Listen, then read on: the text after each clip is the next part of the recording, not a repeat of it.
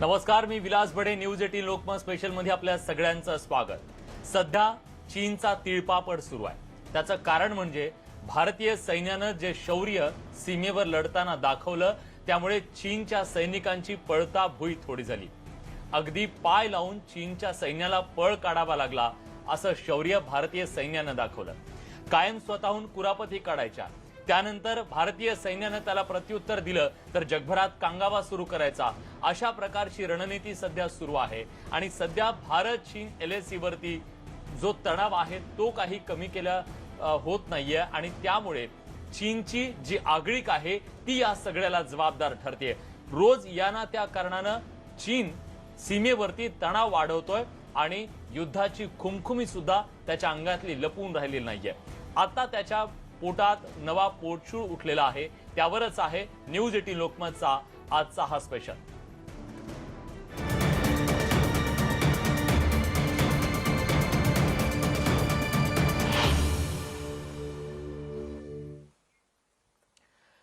चीनच्या पोटात पोटशूळ उठण्याचं सगळ्यात महत्वाचं कारण म्हणजे गेल्या 3 दिवसापूर्वी भारतीय सैन्यानं जे शौर्य गाजवलं, भारतीय सैन्यानं त्यांना जो धोबी पछाड दिला, त्यामुळे चीनच्या सैन्याच्या आणि एकूणच तिथल्या सरकारचे सुद्धा तिळपापड झालेला आहे. त्यांच्या मनात भारतीयांबद्दल मोठा राग सुद्धा निर्माण झालाय. चीनचा विस्तारवाद खरं तर नवा नाही, त्यामुळे LOC वर घुसखोरी करण्याच्या चीनच्या कुरापती थांबलेल्या नाही. लडाखमध्ये भारतीय जवानांनी केलेल्या कारवाईनंतर चीननं काही धडा घेतलेला दिसत नाहीये, कारण भारताच्या ताब्यात असलेल्या महत्वाच्या ठिकाणांवर चीनचा ताबा हवाय आणि त्यामुळे चीनी सैन्य घुसखोरी करताना गोळीबार सुद्धा करत आहे. इतकंच नाही तर भारत चीन यांच्या सीमारेषेवर गोळीबार न करण्याच्या कराराचं चीननं उल्लंघन केलं. एवढ्यावरच थांबेल तो चीन कसला? या गोळीबाराचं खापर चीननं भारतावर फोडण्याचा प्रयत्न केला. मात्र भारताच्या खरं तर या सगळ्या जी रणनीती भारतानं अवलंबली, त्यामुळे त्याचे हे प्रयत्न सुद्धा फोल ठरत आहेत. भारतानं आगळीक करावी आणि त्यानंतर युद्धाला तोंड फोडावं, त्याचं कारण पुढे करावं, हा सगळा चीनचा होरा होता असं संरक्षण विषयक जाणकारांचं मत आहे. मात्र भारतीय सैन्यानं संयम राखत चीनची ही खेळी फोल ठरवली आहे. चीनची लडाख परिसरात आणि चुशूल परिसरात सुरू असलेली लुडबुड हे दुसरं तिसरं काही सिद्ध करत नाही, तर चीनचे अध्यक्ष शी जिनपिंग यांची पुन्हा एकदा चीनच्या अध्यक्षपदी निवडून येण्याची जी महत्वाकांक्षा आहे, त्या महत्वाकांक्षेतून त्यांना भारत चीनच्या LAC वर सीमेवरती तणाव निर्माण करायचा आहे. आणि म्हणूनच या सगळ्या कांगाव्यांच्या गोष्टी सीमेवर चीनकडून सुरू आहेत.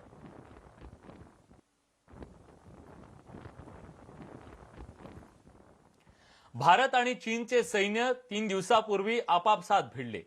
गेल्या 45 वर्षात जे घडलं नाही ते पहिल्यांदा घडलं. चीननं आगळीक केली, भारताच्या सीमेत घुसण्याचा प्रयत्न केला. त्याला रोखण्याचा जेव्हा भारतीय सैन्यानं प्रयत्न केला, तेव्हा सगळे करार त्या सगळ्याचं उल्लंघन केलं आणि चीनच्या सैनिकांनी त्या ठिकाणी गोळीबार सुद्धा केला. स्वाभाविकपणे भारताच्या सैन्यानं सुद्धा त्यांच्या त्या गोळीबाराला प्रत्युत्तर दिलं, पण संयमानं. कारण चीनला जे हवंय ते भारताला माहित आहे. म्हणूनच कुठल्याही प्रकारची आगळीक किंवा एकूणच संधी चीनला देता आलेली नाहीये. त्यामुळेच आता चीनचा तिळपापड होतोय. बघूयात या संदर्भातला न्यूज 18 लोकमतचा खास रिपोर्ट.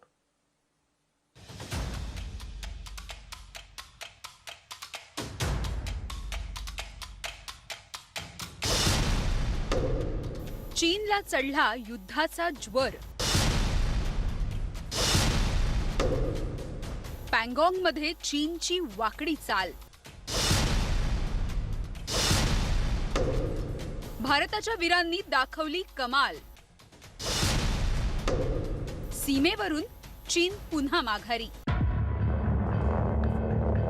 पँगॉंगमध्ये पुन्हा एकदा चीन सैनिकांची भारतीय सैनिकांनी पिटाई केली आहे. यावेळी सुद्धा चीननं भारताच्या सीमेवर हल्ला केला. यावेळी चीन सैनिकांनी LAC वर हद्दच केली. दोन्ही देशात गेल्या दशकापासून सुरू असलेली परंपरा आणि समझोता याचा विचारच केला गेला नाही. गेल्या काही दिवसांपासून चीन सैनिक पळ काढतायत. असं असलं तरी गेल्या 45 वर्षात जे घडलं नाही ते चीनी सैनिकांनी केलं. चीन सैनिकांनी गोळीबार करून भारत चीनमध्ये असलेल्या शस्त्रसंधी कराराचा भंग केलाय आणि त्याचबरोबर भारतीय सैन्याला भीती दाखवण्यासाठी गोळीबार केला।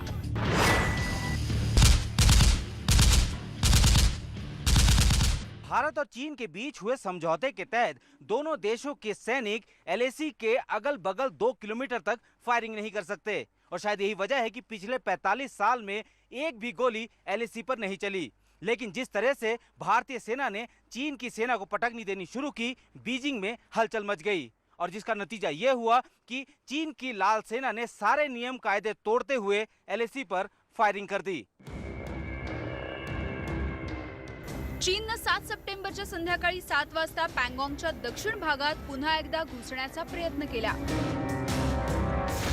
चीननं हा प्रयत्न कसा केला हे आपण बघणार आहोत, मात्र त्यापूर्वी आम्ही तुम्हाला दाखवणार आहोत चीनच्या कारनाम्याचे असे काही फोटोज जे फक्त न्यूज 18 कडे आहेत। पँगॉंगमध्ये चीननं जे केलं आणि जे करायचं होतं त्याचा पर्दाफाश करण्यासाठी हे फोटो पुरेसे आहेत। या फोटोमध्ये तुम्ही चीन सैनिकांच्या हातात असलेली शस्त्र बघू शकता। तुम्ही लक्षपूर्वक बघा। तुम्हाला चीन सैनिकांच्या हातात दांडके आणि या दांडक्यांवर कापलेली तार आणि तीक्ष्ण तसंच धारधार शस्त्र लावण्यात आलेली दिसून येतील। या शस्त्रांनी सज्ज असलेले चीनी सैनिक भारतीय सैन्यांवर हल्ला करण्यासाठी आले होते। भारत चीन यांच्यात एकमेकांच्या भूमीवर गोळीबार न करण्याचा करार असल्यामुळे चीनी सैनिकांनी आता या शस्त्रास्त्रांचा वापर केला। चीन के सैनिक इस बार जो हथियार लेके आए थे, ठीक उसी तरीके के हथियारों से गलवान में चीन के सैनिकों ने भारतीय सैनिकों पर हमला किया था, जिसमें भारतीय सैनिकों को थोड़ा नुकसान भी उठाना पड़ा था। लेकिन भारतीय सेना ने उससे सबक लेते हुए इस बार चीन को मौका नहीं दिया, जिसका नतीजा ये हुआ कि चीन को अपने उन हैवानियत से भरे हथियारों को वहीं छोड़कर भागना पड़ा। कह सकते हैं कि पैंगोंग में चीन एक बार फिर चित हुआ और उसकी साजिश नाकाम हो गई। गलवान नंतर ब्लॅक टॉप आणि हेल्मेट टॉप ताब्यात घेण्याचा चीनचा प्रयत्न फसला। त्यांचे इरादे नाकाम ठरले। त्यामुळे त्यांनी यावेळी पँगॉंगच्या दक्षिण भागात पुन्हा एकदा हल्ला केला। यावेळी चीनी सैनिकांच्या निशाण्यावर भारताचं महत्त्वाचं ठिकाण होतं। चीननं त्यावेळी कोणतं ठिकाण ताब्यात घेण्याचा प्रयत्न केलाय तेही बघूया। चीननं यावेळी रेजांग जवळ असलेली मुखपारी ही टेकडी ताब्यात घेण्याचा प्रयत्न केला। हे ठिकाण एलएसीच्या अगदी जवळ आहे। या ठिकाणापासून काही अंतरावरच चीनचा सैन्याचा तळ आहे। मुखपारी टेकडी ही खूप उंच आहे। या टेकडीवरून चीन सैनिकांच्या हालचालींवर लक्ष ठेवलं जाऊ शकतं। या कारणामुळे चीनला मुखपारी टेकडीवर ताबा हवा होता। भारतीय सैन्यानं ब्लॅक टॉप, हेल्मेट टॉप आणि त्याच्या आजूबाजूच्या परिसरातील सर्व महत्त्वाची ठिकाणं ताब्यात घेतली। त्यामुळे चीनचा तिळपापड झालाय। या सर्व टेकड्या पुन्हा एकदा ताब्यात घेण्याचा चीनचा उद्देश आहे। मात्र ही सर्व महत्त्वाची ठिकाणं ताब्यात घ्यायची असतील तर मुखपारी टेकडी ठिकाण ताब्यात असणं आवश्यक आहे। त्यामुळे चीन पुन्हा पुन्हा पेंगॉंगच्या दक्षिणेकडच्या भागात घुसखोरी आणि वाद निर्माण करण्याचा प्रयत्न करतोय। 7 सप्टेंबरला संध्याकाळी चीनी सैनिक भारताच्या चौकीजवळ पोहोचले। त्याच वेळी भारतीय सैनिकांनी त्यांना परत जायला सांगितलं। मात्र चीनी सैनिकांनी परत जाण्याला नकार दिला। त्यानंतर भारतीय सैनिकांनी पुन्हा मागे जाण्यासाठी चीनी सैनिकांना सांगितलं। मात्र चीनच्या सैनिकांनी गोळीबार करायला सुरुवात केली। भारतीय सैनिकांना घाबरवण्याचा चीनच्या सैनिकांचा हेतू होता। मात्र असं असलं तरी भारतीय सैन्यानं संयम राखत चीनच्या सैनिकांवर गोळीबार केला नाही। भारतीय जवानांनी नियमांचं पालन केलं। चीनचं सैन्य भारताची मुखपारी टेकडी ताब्यात घेण्याच्या उद्देशानं आलं होतं। चीनी सैनिकांच्या हातात तारांनी गुंडाळलेले दांडके होते। या गोष्टीवरून हे स्पष्ट होतंय। मात्र भारतीय सैन्यानं चीनचे मनसुबे उधळून लावलेत। त्यामुळे चीन अजूनच संतापला। त्यानंतर चीननं आपली ही कारवाई जगापासून लपवण्यासाठी खोटं बोलायला सुरुवात केली। चीन सरकार आणि चीनी मीडियानं त्यामध्ये सूर मिसळला आणि भारतानं गोळीबार सुरू केल्याचा आलाप सुरू केला। भारतीय सैन्यानं बेकायदा एलएसीचं उल्लंघन केलं आणि पँगॉंगच्या दक्षिण भागात प्रवेश केला। एवढंच नाही तर भारतीय सैन्यानं आमच्या सैन्याला धमकी दिली। भारतीय सैन्यानं गोळीबार केला आणि त्यानंतर आमच्या सैन्यानं। अशा वेळी कसं तरी परिस्थितीवर नियंत्रण मिळवण्यात आलं। चीननं आपला खोटारडेपणा लपवण्यासाठी प्रयत्न सुरू केले आहेत। याचा सर्वात मोठा पुरावा म्हणजे चीनी सरकार बरोबर चीनी मीडिया खोट्याचं खरं करण्याच्या प्रयत्नात लागले आहेत। चीनमधलं प्रसिद्ध वृत्तपत्र असलेल्या ग्लोबल टाइम्सनं या घटनेबाबत खोट्याचा प्रचार करायला सुरुवात केली आहे, तर भारताला धमकी देण्याचाही चीनचा प्रयत्न आहे। चीनची सीमेवर भारताबरोबर युद्ध करण्याची इच्छा नाही। भारत चीनी सैनिकांना गोळीबार करून घाबरवत असेल तर भारताला हे महागात पडेल। चीन युद्ध टाळण्यासाठी कधीच मागे हटणार नाही। चीन आपला खोटेपणा झाकण्यासाठी पूर्णपणे तयारी करतोय, मात्र त्याचं हे खोटं काही झाकलं जात नाहीये, कारण चीननं LOC वर घुसण्याचा केलेला हा काही पहिलाच प्रयत्न नाही। यापूर्वी 29 आणि 30 ऑगस्टला सुद्धा चीननं असाच प्रकार केला होता। त्यामुळे चीन पुन्हा पुन्हा LOC वर घुसखोरी करण्याचा प्रयत्न का करतोय असा प्रश्न निर्माण झालाय। ब्लैक टॉप और हेलमेट टॉप भारत के कब्जे के वजह से काफ़ी बौखलाया हुआ है और बौखलाना उनका जायज़ है, क्योंकि अगर वो स्पंगुर गैप के अंदर अगर वो आना चाहता है कभी भी, तो वो पॉसिबिलिटीज़ उसकी काफ़ी हद तक रुक गई हैं, ओवर रूल हो गई हैं। LOC वर 45 वर्षानंतर गोळीबार झाला, त्यामुळे तणावही निर्माण झाला। या प्रकरणी CSD आणि तिन्ही सेना प्रमुखांची दिल्लीत बैठक झाली। या घटनेची पंतप्रधानांना पूर्ण माहिती देण्यात आली। त्यानंतर भारतीय सैन्याकडूनही माहिती दिली गेली। भारताच्या सीमेवरील वाद मिटवण्याचा प्रयत्न, चीन भारताला कारवाई करण्यासाठी डिवचतेय। भारतीय सैन्यानं नाही LOC ओलांडली की नाही आक्रमकता दाखवली। आमच्याकडून गोळीबारही करण्यात आला नाही। भारतीय सेना शांतीसाठी प्रतिबद्ध आहे। चीनचा आंतरराष्ट्रीय पातळीवर राग आळवण्याचा प्रयत्न आहे।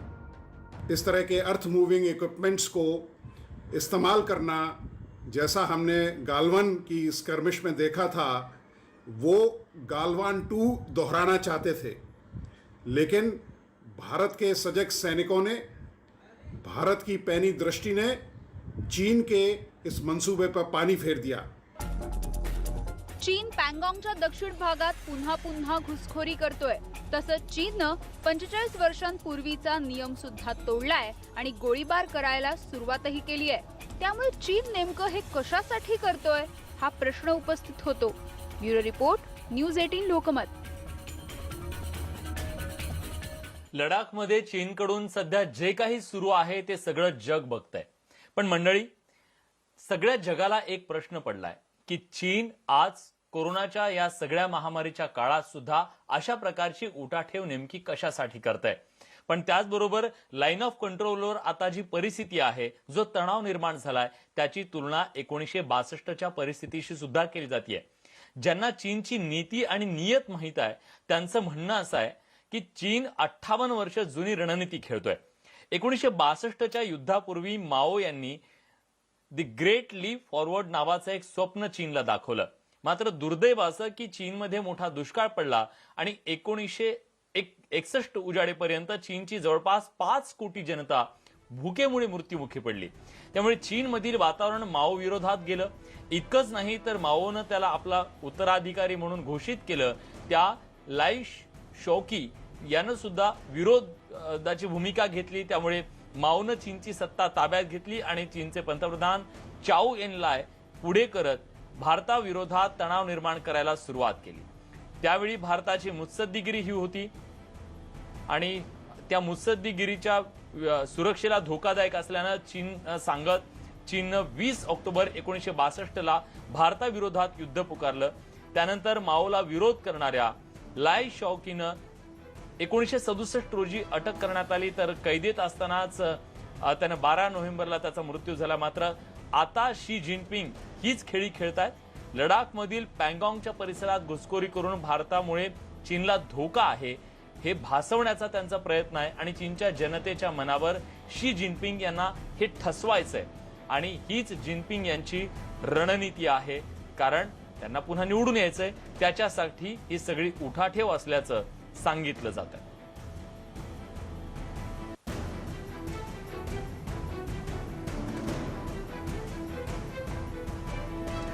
आता चीनचं खरं लक्ष आहे ते म्हणजे चुशूलवर, कारण चुशूल हे सगळ्या सीमेवरती युद्धाच्या दृष्टीनं सुरक्षेच्या दृष्टीनं अत्यंत महत्वाचं ठिकाण आहे आणि हे चुशूल चीनला हवाय आणि आपल्या ताब्यात घेण्यासाठी त्याची जी काही रणनीती सुरू आहे त्याच रणनीतीचा भाग म्हणजे सातत्यानं होणारे घुसखोरीचे प्रयत्न.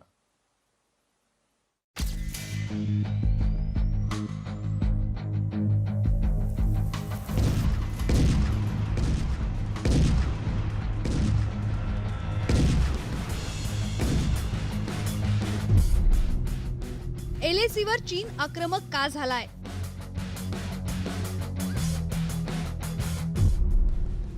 चीन घुसखोरीचा प्रयत्न का करतोय?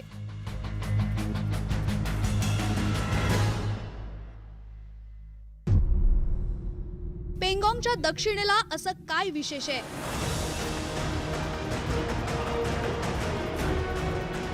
डोकलाम नंतर गलवान आणि पेंगॉंगच्या दक्षिणेला चीन भारताला नडतोय.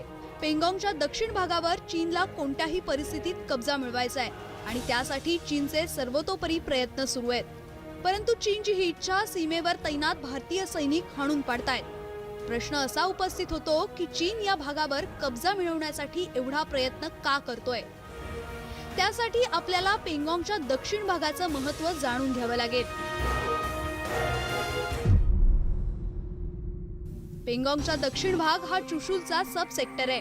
इथं Thangung hill, black top, helmet top, Gung hill, Magar hill आहे. शिवाय इथं रेंज रॉगला आणि रेकिंगला या महत्वाच्या टेकड्या आहेत. याच परिसरात स्पांगूर, गॅप आणि चुशूल खोरं आहे. चुशूल खोऱ्यात एक एअर स्ट्रीप आहे ज्याला रणनीतीच्या दृष्टीनं खूप महत्व आहे कारण हा भाग एलएसीला लागून आहे. सोबत हा भाग भारतातील थेट आणि त्या ठिकाणांना जोडतो जिथून सैन्याला उपयोगी सामानाचा पुरवठा केला जातो. पेंगॉंगच्या दिशेला चुशूल भागातील काही किलोमीटर अंतरावर मैदानी भाग आहे ज्यामुळे इथे टँक आणि तोफ सहज तैनात केली जाऊ शकतात. ऑपरेशन चालवण्यासाठी ही जागा योग्य आहे. चुशूलमध्ये उपलब्ध असलेलं एअर स्ट्रीप हवाई दलाच्या कामी येऊ शकतं. चुशूलवरून लेहला रस्ता जातो त्यामुळे रस्ता उपलब्ध असल्यामुळे सैन्याला हवं असणारं सामान सहज पोहोचवलं जाऊ शकतं. चीनसाठी चुशूल हे क्षेत्र महत्वाचं आहे कारण इथे तो जितक्या अधिक परिसरावर कब्जा करेल तितकी त्याची परिसरावर पकड मजबूत होईल आणि म्हणूनच या भागावरील आपलं अस्तित्व मजबूत करण्यासाठी चीनला चुशूल भागावर ताबा मिळवायचा आहे. चीनला चुशूलवर ताबा का हवाय? चुशूलवरून चीन लेह पर्यंत पोहोचू शकतो. इथं उंच टेकड्या आहेत. या उंच टेकड्यांवरील भारताच्या अस्तित्वामुळे चीनला असुरक्षित वाटतंय. चीनला या उंच टेकड्यांवर ताबा मिळवायचा आहे. उंच टेकड्यांवरून भारतावर चीनला नजर ठेवता येईल. चुशूलच्या एअर स्ट्रीपवर चीनचं लक्ष आहे. पेंगॉंगच्या दक्षिण भागात वारंवार कांगाळ्या करून चीन हेच सिद्ध करतोय की भारत ज्या प्रकारे या भागात सर्वोच्च टेकड्यांवर ताबा मिळवलाय त्यामुळे चीन भारताच्या निशाण्यावर आलाय. सोबतच इथून भारतीय सैन्य चीनच्या हालचालींवरच नजर ठेवू शकतंय आणि हेच चीनला सहन होत नाहीये. त्यामुळे चीन पेंगॉंगच्या दक्षिण भागात ताबा मिळवण्यासाठी खवळलाय.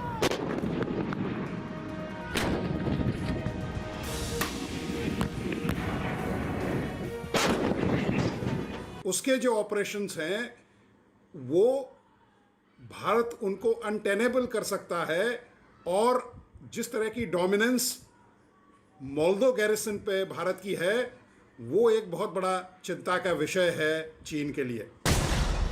चीनचा तीळपापड होण्यामागे आणखीन एक कारण आहे. 30 ऑगस्टला चीनच्या घुसखोरीचा डाव भारतीय सैन्यांनी हणून पाडल्यानं चीन चौथाळलाय आणि चीन एवढा अस्वस्थ का झालाय याचं कारण आपण जाणून घेऊयात.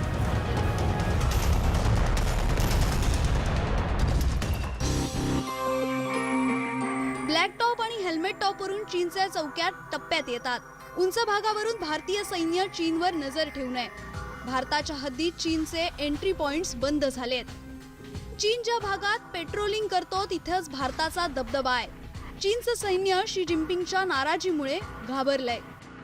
वो भारत पर एक तरह का दबाव बनाना चाहता है कि जहां जहां उसने पहले इस तरह की हरकत करी है वो एक्सेप्ट हो जाए और जिन नई जगहों पर उसने हरकत करने की कोशिश करी है वहां पर जहां भारत को एडवांटेज है भारत उन जगहों को छोड़ दे. मुखबारीमध्ये झालेल्या वादाचा संबंध भारत चीनच्या परराष्ट्र मंत्रालयामध्ये झालेल्या बैठकीशी जोडला जातोय. भारत आणि चीनच्या परराष्ट्र मंत्र्यांची रशियामध्ये बैठक होणार आहे. चीन का पेंगोंग के दक्षिण इलाके में बार बार हमला करना ये साबित करता है कि चीन किसी बड़ी साजिश पर काम कर रहा है. दरअसल जल्द ही सर्दियों का मौसम आने वाला है और उस इलाके में जबरदस्त बर्फबारी होती है. चीन अपने आप को उन इलाकों में बर्फबारी से पहले ही मजबूत कर लेना चाहता है, ताकि जब बर्फबारी के चलते भारतीय सेना उन चोटियों से नीचे उतरेगी तो वो उन चोटियों पर फिर से कब्जा करने की कोशिश करेगा, जिन पर भारतीय सेना ने 29 और 30 अगस्त की रात से अपना कंट्रोल कर लिया है. या बैठकीपूर्वी चीनला मुखापारीमध्ये तणाव निर्माण करून आंतरराष्ट्रीय स्तरावर भारताची बदनामी करायची आहे, ज्याचा फायदा चीनच्या परराष्ट्र मंत्रालयाच्या बैठकीत घेऊ शकेल.